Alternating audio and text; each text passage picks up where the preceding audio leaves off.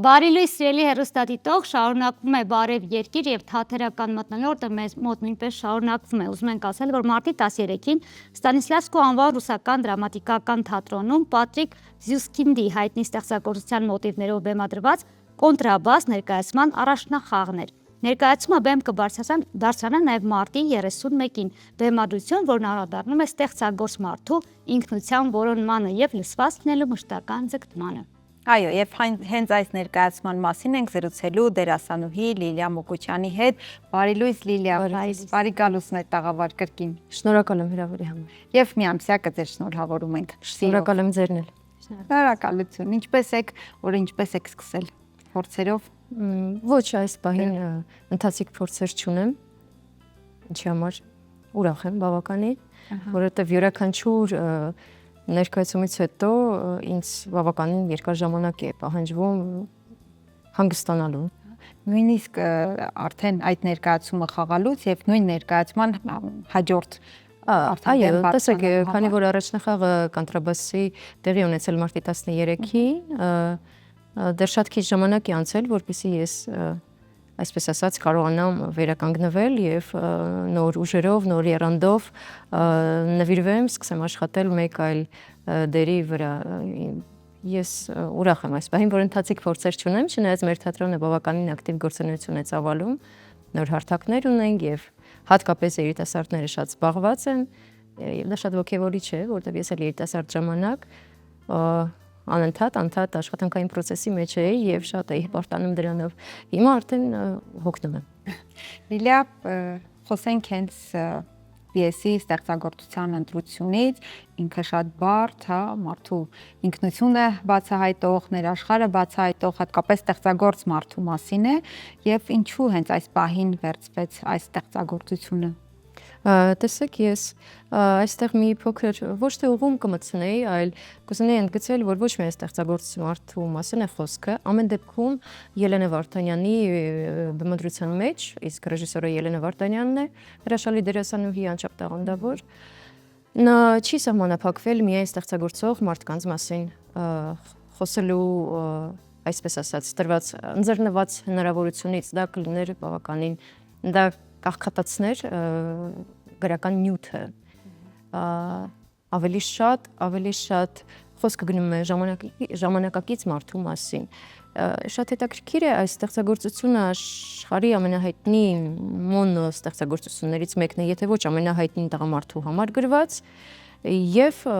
կնոջ համար արդեն ձայն մարդկային Ժան Կոկտոյի պիեսն է համարվում, իսկ կոնտրաբասը դա այսպես ասած լավագույն ցայտուն էսպես մոնո դրաման է, որը գրված է տղամարդու համար, ինչու եմ ես դա շեշտում, միշտ խաղացել են տղամարդ դերասաններ եւ հենց իրենց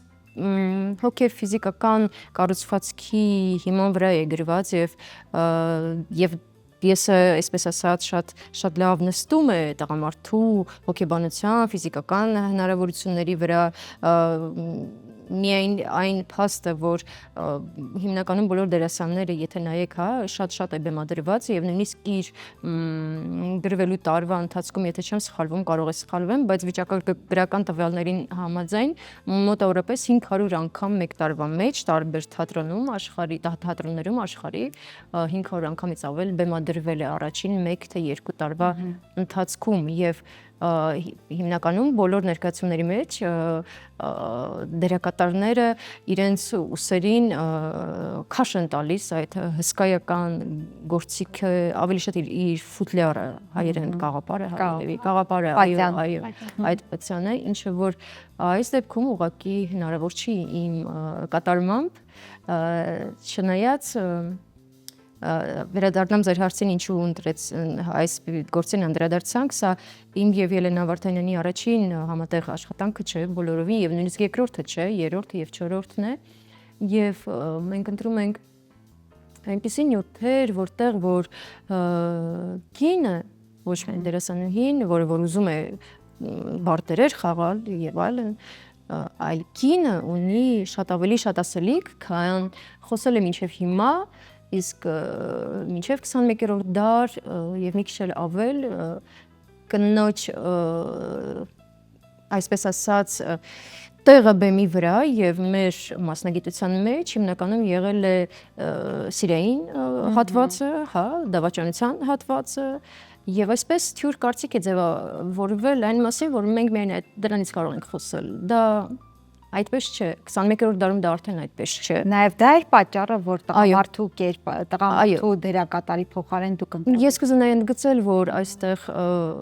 ոչ տղամարդ է, ոչ էլ կին, ուղղակի մարդ է խոսում է ժամանակակից մարդ, այ դա շատ կարևոր էր, որպեսզի պիեսը արդիական հնչողություն ստանար, հա, որ այս դարաշրջանի մարդը խոսի հանդիսատեսի հետ, այլ ոչ թե 20-րդ դարի կեսի, առաջին կեսի, երկրորդ կեսի եւ այլն, որտեղ մեր հանդիսատեսի հետ ես կարծում եմ եւ մենք Էլենայի հետ կարծում ենք եւ փորձը ցույց է տալիս, որ պետք է խոսել իր լեզվով։ Ես հիմա նկատի չունեմ գրական նյութը։ Այո, ոչ բոլորովին, բայց այսօրվա հանդիսատես ուզում է իրեն տեսնել բեմի վրա։ 100 տարվա առաջվա հանդիսատես ուզում էր իրեն տեսնել, անտիկ շրջանում ուզում էին տեսնել իրենց, եւ դա ճիշտ է։ Թատրոնի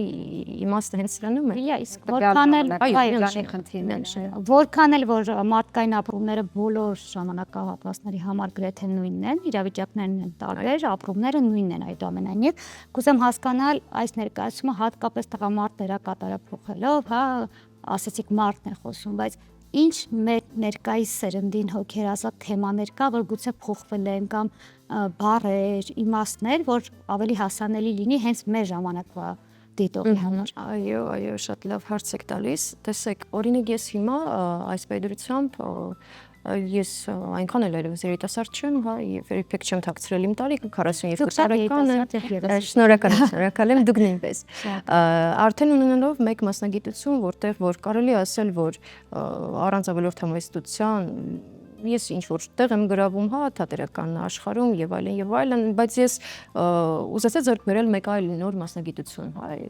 ես արդեն 40 տարեկան եմ եւ բոլորովին դրա կարիքը կարծես թե չունեի, բայց ինձ հետաքրքրեց եւ այնտեղ, որտեղ որ ես սովորում եմ, իմ տարիքի մի փոքր ավելի երիտասարդ կամ մի փոքր ավելի ինձնից տարիքով մեծ կանայք են, բոլորը կանայք են սովորում կայացած իրենց մասնագիտություններում, հրաշալի մասնագիտություններում, ապահովված ամեն ինչով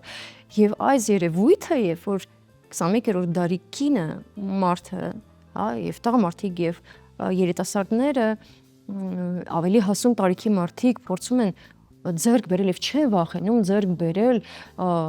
նոր մասնագիտություն, հասկանում եք, դա ես կարծում եմ դա հրաշալի է, դա հատուկ է հենց մեր ժամանակներին, հենց մեր ժամանակին, այո, մենք անդադ ուզում ենք սովորենք, մենք չենք վախենում, մենք սովորում ենք,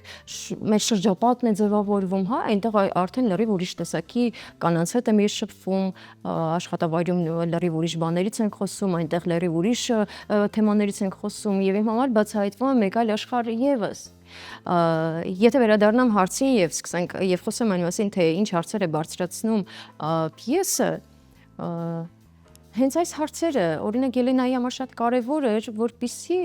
պիեսում բարձրացրած հարցերը բերեն հանդիսատեսին հասնեին այն կետին, որտեղ որ նա կորոշի, որ ամեն մի տեսակի խնդրի լուծում կարող է գտնել մարդը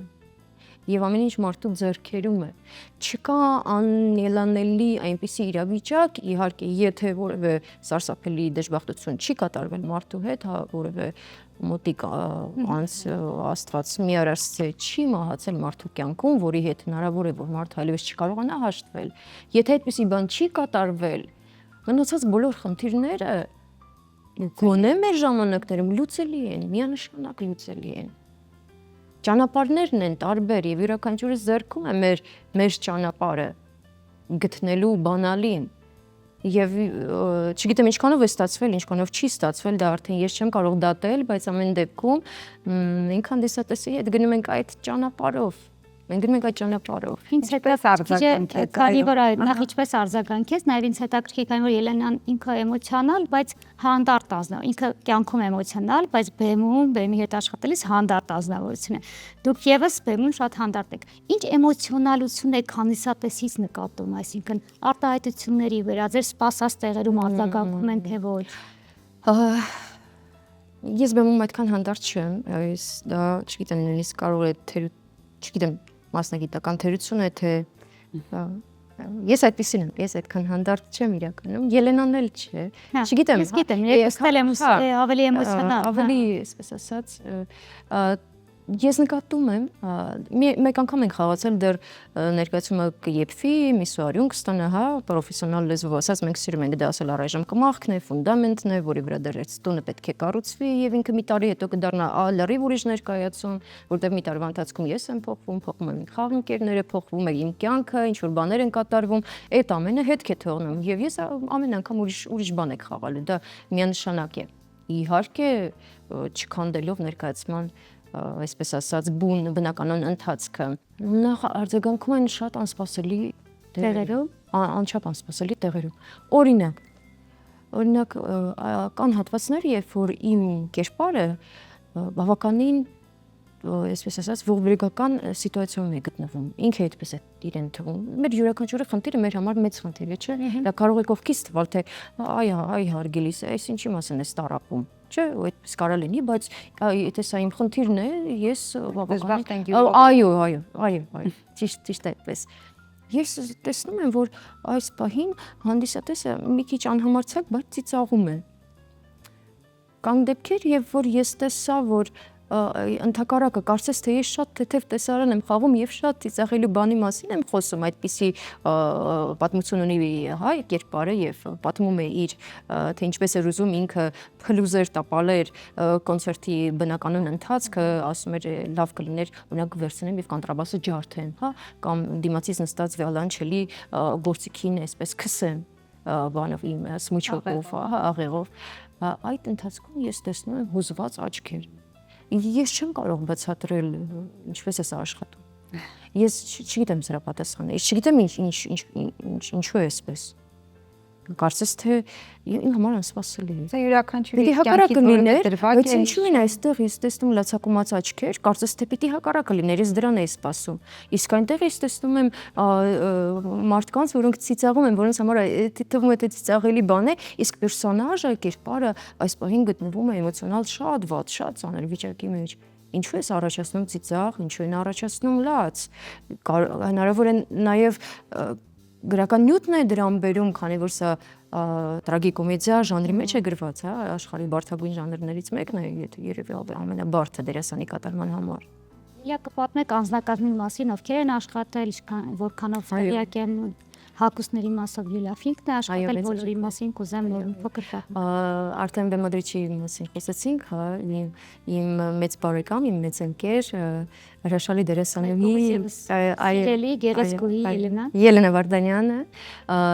Ես բեմում մենակ չեմ, ես շրջապատված եմ շատ գեղեցիկ դերասանուհիներով, շատ բարեկազմ, շատ գեղեցիկ, շատ հրաշալի շարժվելով եւ այլն, նրանք շատ կարեւոր ֆունկցիա են կատարում բեմի վրա եւ այսպես ասած լիարժեքացնում են ամբողջ ներկայացման,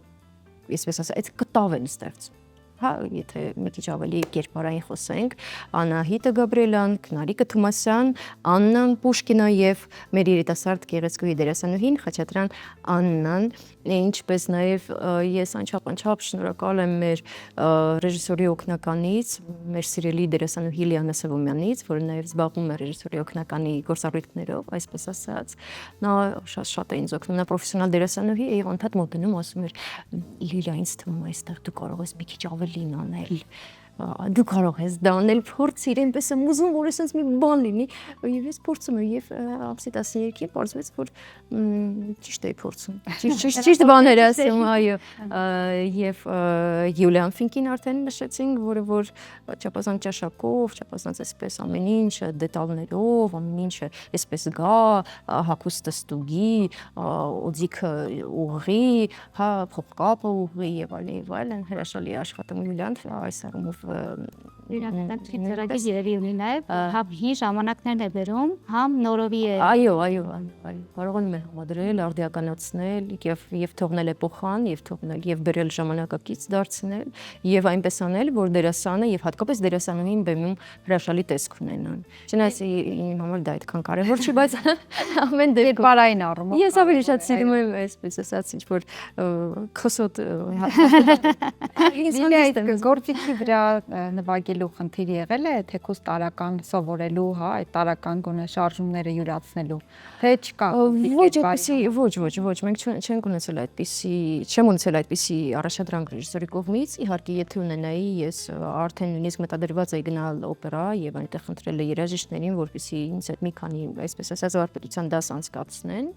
Ես այնտեղ ունեմ ընկերներ, որոնք պատրաստ էին դա անել, բայց մենք չունենք դրա խնդիրը, որովհետև այստեղ գործիքը սիմվոլիկ մարդն է։ Ինքն է այդ գործիքը։ Այդ գործիքը ինքն է փակված այս պատյանների մեջ։ Ինքն է։ Գործիքը ինքն է ասում է ես այսպեսին եմ, ես այնքան աշխարհի ամենալավ գործիքը չեմ։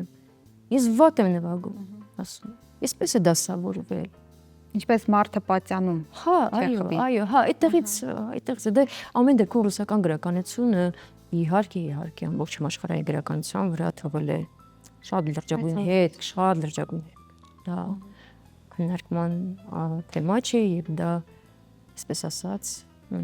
փաստ է։ Այո։ Եվս հիշեցնենք, որ մարտի 31-ին կարող եք հարգելի հեռուստադիտող գնալ Երևանի Ստանիսլավսկու անվան ռուսական դրամատիկական թատրոն դիտելու կոնտրաբաս ներկայացում, ինչի մասին մենք խոսում ենք սիրելի մեր դերասանուհի Լիլիայի հետ։ Լիլիա, ձեզ հաջողություն ենք մաղթում առաջիկա բոլոր ներկայացումների ընթացքում եւ ձեր այսօրվա էմոցիաները, որոնք տվեցիք, պատմեցիք, վստահ եմ հանդիսատեսը գալով ավելին է ստանալու հենց բեմից եւ այնտեղ։ Երբ հետ վերադարձես։ Ամեն ինչ իրենց համար է արվում։ Ամեն ինչ արվում է հանդիսատեսի համար։ Հուսով եմ։ Շնորհակալ եմ։ Մենք ենք։ Դուք շարունակեք մնալ մեզ հետ, մենք բարև երկիրն ենք։